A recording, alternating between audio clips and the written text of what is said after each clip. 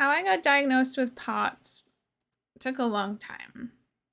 I was diagnosed with other things before I was diagnosed with POTS.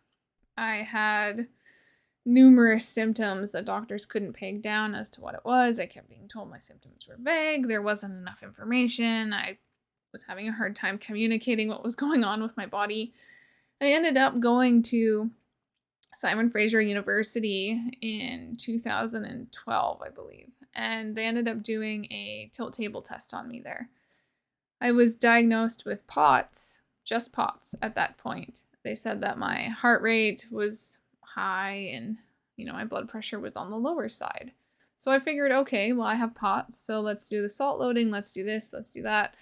All of the things I was told. So salt loading, compression stockings, drinking Gatorade, and other electrolyte replacement things, and I should feel better. And also doing some exercise. So I did all those.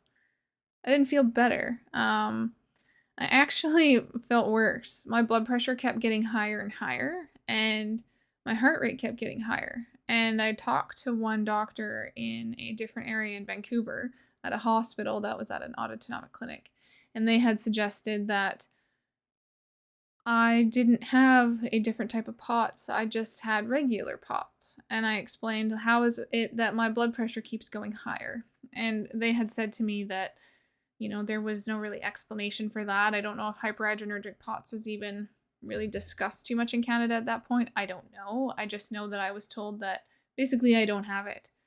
So, needless to say, after my separation, the first separation from my ex-husband, I came back to where I'm living now, and I saw a doctor here. And they ended up doing a tilt table test on me here. However, this one was different. This tilt table was different than the one that they did in Vancouver. So they ended up doing a tilt table test, and they put a IV in before we started the test. And then they put me on the tilty tabley thingy. They did all of the stuff with the tilting back and forth and, made me quite nauseous there for a bit. And then they had me stand up for like 15 minutes. I actually started convulsing during the test, which then I had a technician tell me to stop doing that. And then another technician said she's not doing that on purpose. So they then took my blood, they sent it off to the lab, and they found out I had extremely high norepinephrine levels in my blood, which leads to the hyperadrenergic postural orthostatic tachycardia diagnosis. After being diagnosed with that, then I could try the different medications. I was hoping to get ivabradine, but they don't have that in Canada. It's not available for someone like me.